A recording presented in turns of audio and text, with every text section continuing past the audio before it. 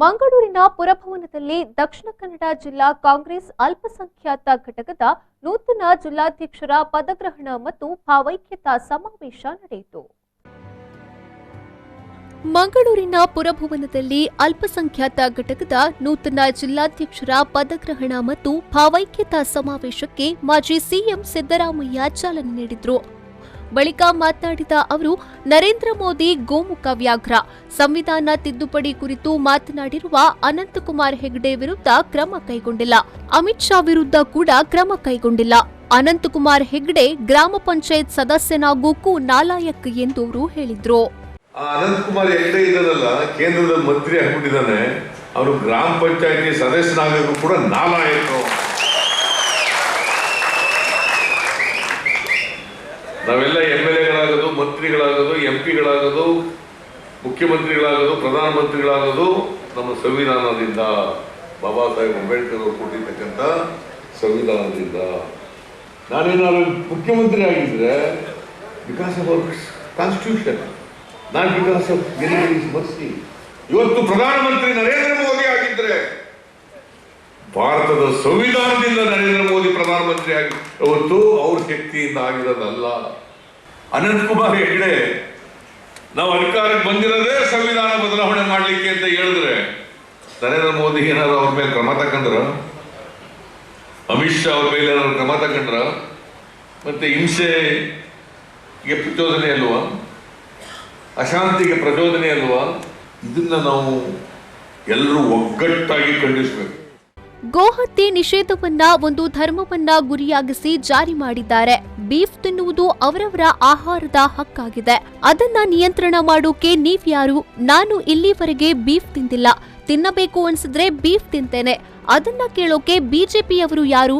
ಗೋಮಾಂಸ ರಫ್ತು ಮಾಡೋದು 90% ಬಿಜೆಪಿಯವರು ಬೀಫ್ ತಿನ್ನಬಾರದು ಅಂತ ಹೇಳ್ತಾರೆ.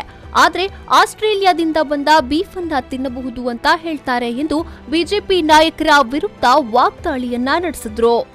ಈ ಪ್ರಿವೆನ್ಷನ್ ಆಫ್ ಸ್ಲಾಟರ್ ಬಿಲ್ ತಗೊಂಡ್ಬಂದಿದ್ರು ಹಿಂದೆ. ನಾನು ಹೇಳಿದೆ, ಇದು ಯಾರನ್ನ ಒಂದು ಧರ್ಮದವ್ರನ್ನ ಗುರಿ ಇಟ್ಟುಕೊಂಡು ತಗೊಂಡ್ಬಂದಿದ್ವಿ, ಇದು ಸರಿ ಇಲ್ಲ. ಇದರಿಂದ ರೈತರಿಗೆ ದೊಡ್ಡ ಹೊಡೆತ ಬೀಳ್ತವೆ. ಮತ್ತೆ ಬೀಫ್ ತಿನ್ನೋರು ಅದು ಅವ್ರವ್ರಿಗೆ ಸೇರಿದ್ದು. It's A food habit. ಯಾರು ಏನ್ ಬೇಕಾದ್ರೂ ತಿನ್ಬೋದು. ಅದನ್ನು ನಿಯಂತ್ರಣ ಮಾಡ್ಲಿಕ್ಕೆ ನೀವ್ಯಾರು? ಅದಕ್ಕೆ ನಾವು ಒಂದ್ಸಾರಿ ಹೇಳಿದೆ, ನಾನು ಇವತ್ತವರೆಗೆ ಬೀಫ್ ತಿಂದಿಲ್ಲಪ್ಪ. ತಿನ್ಬೇಕು ಅಂದ್ರೆ ತಿಂತೀನಿ. ನೀವ್ ಯಾವಂದ್ರಿ ಕೇಳಕ್ಕೆ ನನಗೆ? ಈ ಎಕ್ಸ್ಪೋರ್ಟ್ ಮಾಡ್ತಾರಲ್ಲಪ್ಪ, ಬೀಫ್ ಎಕ್ಸ್ಪೋರ್ಟ್ ಮಾಡೋರು ಯಾರು? ಗಿರಾಕಿಗಳು ಮುಸಲ್ಮಾನರು. 90% ಬಿಜೆಪಿ ಅವರು ಬೀಫ್ ತಿನ್ಬಾರ್ದಂತೆ. ಆಸ್ಟ್ರೇಲಿಯಾದಿಂದ ಬರ್ತದಂತ ತಿನ್ಬೋದಂತೆ.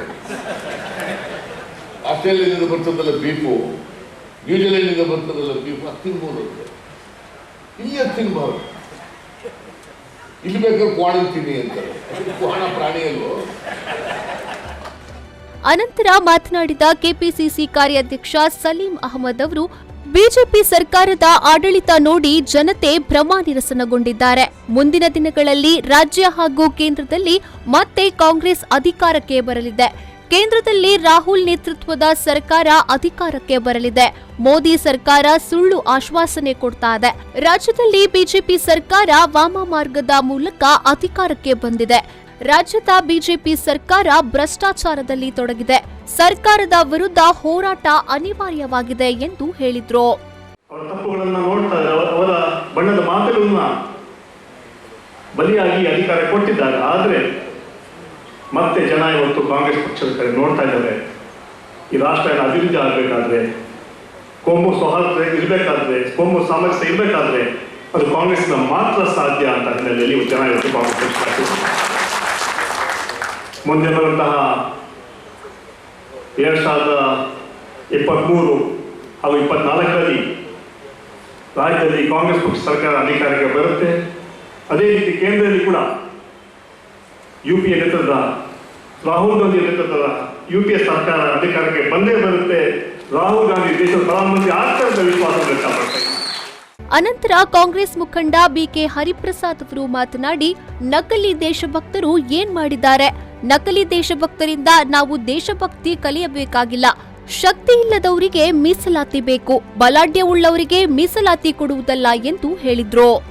ನನ್ನ ಪ್ರಕಾರ ಮತ್ತು ಕಾಂಗ್ರೆಸ್ ರವರ ಪ್ರಕಾರ ತ್ರಿವರ್ಣ ಧ್ವಜಕ್ಕೆ ಗೌರವ ಕೊಡೋದಿಲ್ಲ, ಅವರೇ ದೇಶದ್ರೋಹಿಗಳು, ರಾಷ್ಟ್ರದ್ರೋಹಿಗಳು ಅಂತ ನಾನು ತಿಳ್ಕೊಂಡಿದ್ದೀನಿ. ಯಾರು ಸಂವಿಧಾನಕ್ಕೆ ಗೌರವ ಕೊಡೋದಿಲ್ಲ ಅವರು ರಾಷ್ಟ್ರದ್ರೋಹಿಗಳು ಅಂತ ಅನ್ಕೊಂಡಿದ್ದೀನಿ. ಆದ್ರಿಂದ 52 ವರ್ಷಗಳ ಕಾಲ ರಾಷ್ಟ್ರಭಕ್ತಿ, ದೇಶಭಕ್ತಿ ಅಂತ ಹೇಳ್ತಕ್ಕಂಥ ಸಂಘಟನೆಗಳು, ರಾಷ್ಟ್ರದ ಸುಳ್ಳು ಸಂಘಟನೆ, ಅದು ರಾಷ್ಟ್ರದ ಸುಳ್ಳು ಸಂಘಟನೆ 52 ವರ್ಷಗಳ ಕಾಲ ಅವ್ರ ಕಚೇರಿ ಮೇಲೆ ನಾಗ್ಪುರಲ್ಲಿ ತ್ರಿವರ್ಣ ಧ್ವಜ ಹಾರಿಸಿರ್ಲಿಲ್ಲ. ಇವರು ಬಂದು ನಮಗೆ ಹೇಳ್ಕೊಡ್ತಾರೆ ಇದು ದೇಶಭಕ್ತಿ. ಈ ನಕಲಿ ದೇಶಭಕ್ತರ ಬಗ್ಗೆ ನೀವು ಎಚ್ಚರವಾಗಿರ್ಬೇಕಾಗುತ್ತೆ. ಅದರಲ್ಲೂ ಸಹ ಅಲ್ಪಸಂಖ್ಯಾತರ ಯುವಕರು ಮತ್ತು ಸಂವಿಧಾನ ವಿಚಾರದಲ್ಲಿ. ಈ ಸಂದರ್ಭ ಸಮಾವೇಶದಲ್ಲಿ ಜಿಲ್ಲಾಧ್ಯಕ್ಷ ಹರೀಶ್ ಕುಮಾರ್, ಲೋಕಸಭಾ ಅಭ್ಯರ್ಥಿ ಮಿಥುನ್ ರೈ, ಶಾಸಕ ಯುಟಿ ಖಾದರ್, ಮಾಜಿ ಸಚಿವರಾದ ರಮಾನಾಥ್ ರೈ, ಅಭಯ್ ಚಂದ್ರ ಜೈನ್, ಮಾಜಿ ಶಾಸಕರಾದ ಜಿಆರ್ ಲೋಬೋ, ವಸಂತ ಬಂಗೇರ, ಮೊಯ್ದೀನ್ ಬಾವಾ, ಶಕುಂತಲಾ ಶೆಟ್ಟಿ, ಹಿಂದುಳಿದ ವರ್ಗದ ಅಧ್ಯಕ್ಷರಾದ ವಿಶ್ವಾಸ್ ದಾಸ್ ಮತ್ತಿತರರು ಉಪಸ್ಥಿತರಿದ್ದರು. ನಾಗೇಶ್ ಕಾವೂರು, ವಿ4 ನ್ಯೂಸ್, ಮಂಗಳೂರು.